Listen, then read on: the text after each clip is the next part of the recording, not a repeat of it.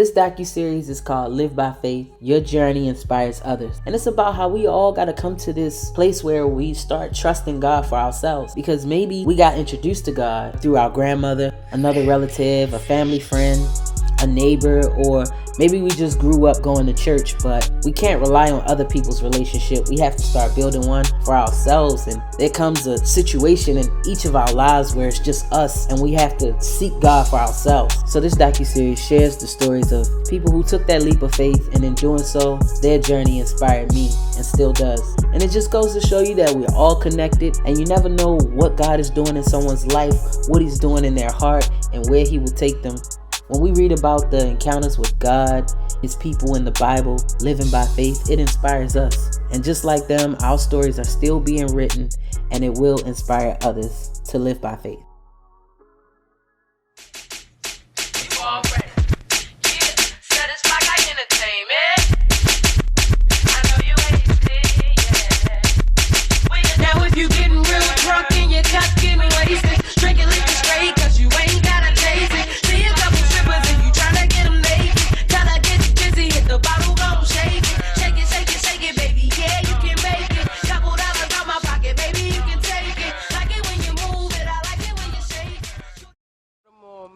Take a picture in front of that Sony's. Millie, Shoney's, Reese. Niggas ain't even in Baltimore, yo. I know, y'all. It's crazy, y'all.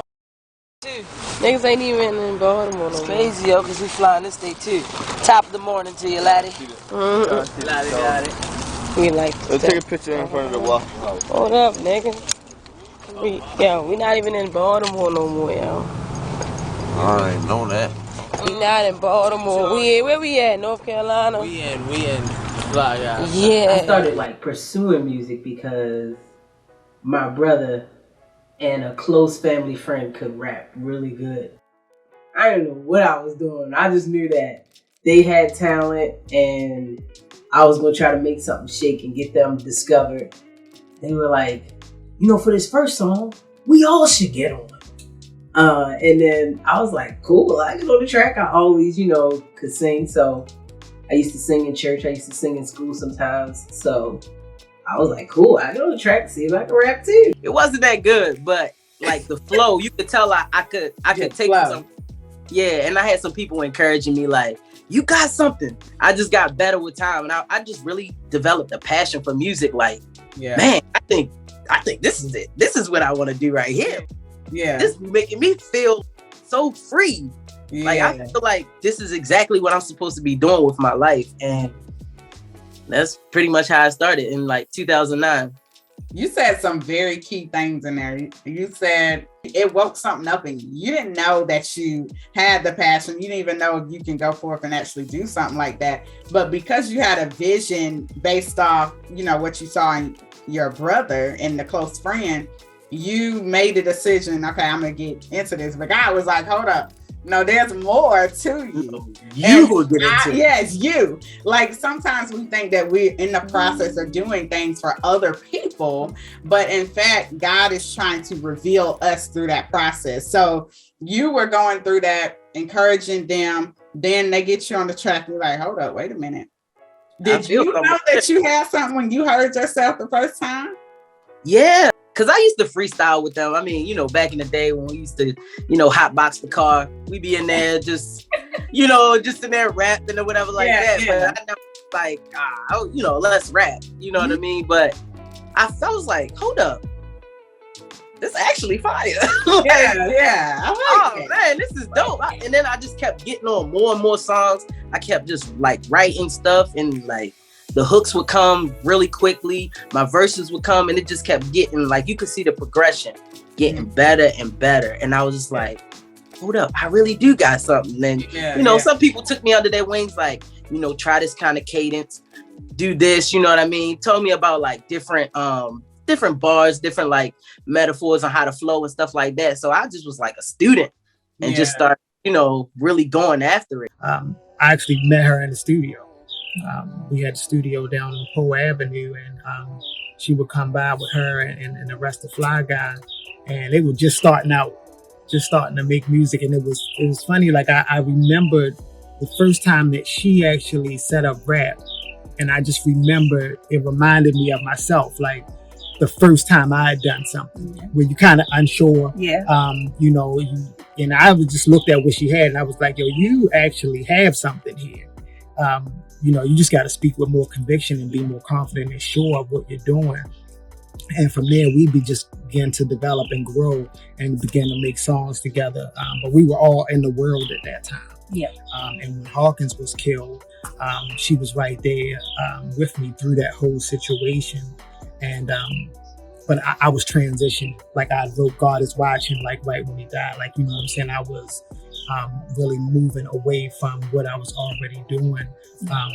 But yeah, that's how I met her, making music. It was that's how our paths crossed.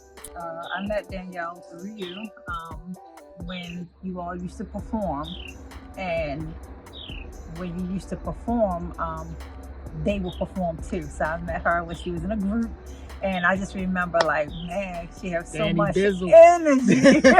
It was just so much energy. Yeah. The stage was just on live, and it really got to the point where me and my best friend Ebony, we just started going to see their performances, whether y'all performed or not. Right. We we was like truly like a fan, and we was right there breaking the dance down with them. Well, I think they performed better than us. Like, we were making like music longer, but from a performance standpoint, no, they had it more together than we did on stage. Fly Guy, definitely. Just their energy, when we did the photo shoot, they just brought so much energy. It was like, it wasn't hard. Choreography. Yeah, it wasn't hard to like film them because they just brought so much. So yeah, I met her through you, and I used to I enjoyed their energy and their performances.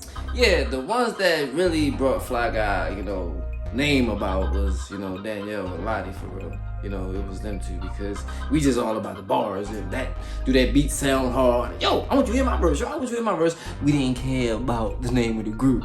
So from 2009 to 2013, we were Fly Guy Entertainment, a group that came together and made music all day long. We would be in the house making up dances, so when we go to perform, we could get the crowd pumped and live, and we would make party music that reflected our lifestyle at the time: smoking, drinking, women, fighting, not so good intentions, and not so good decisions. But it was a good time to us, and we would just go up and down the East Coast doing shows, all over Baltimore doing shows. We even got fake signed at one point. We messed with this con artist, man. He got us for a lot of money, and it was crazy because we got scammed a few times just because we wanted to see what we was working so hard for come to life, man. And then members in the group, they start just falling off, kind of not coming around like how they supposed to, showing up to studio sessions with no verse. So they were not, in fact, about the bars, and then they start fighting. Me and Lottie was like, you know what, we should just do this by ourselves. It's time. So we continued to do shows on the road in different cities, and through it all, man, I just felt like something amazing was about to happen, even when we was experiencing all this conflict. And a few times when we was in the different cities, we saw the same A&R, and he gave us some constructive feedback. And then when he seen us again, he saw that we had took it and perfected it. And we won this contest one time where we got to sit down with some executives in New York and talk about our music and see where that opportunity was going to lead us. And he was going to be there too, so he was rooting for us. And I was like, yes, I knew something amazing was about to happen. Amazing feeling that I've been feeling. This is it. We about to get signed. So we go to New York, we in downtown, we in Manhattan, and we go in the building and we let them listen to our music. And they ain't like our music that much. They liked a couple of songs, but the other A&R that had watched us go from city to city, just really like hustle and be on the grind, he was like, why y'all ain't bring the songs that y'all been doing when y'all was performing? We like, man, we couldn't record it. But we had a bunch of excuses, but he was like, you know what? Give me a little bit. I'm going to try to bring y'all on as writers. And we was like, okay. He was like, y'all got my number. Call me back. Pursue this because I want to bring y'all on as writers. We like, all right, bet. I was like, yes, that's the amazing thing that happened. But yeah, that feeling didn't go away, and that wasn't that amazing, that experience. So we just went back to Baltimore.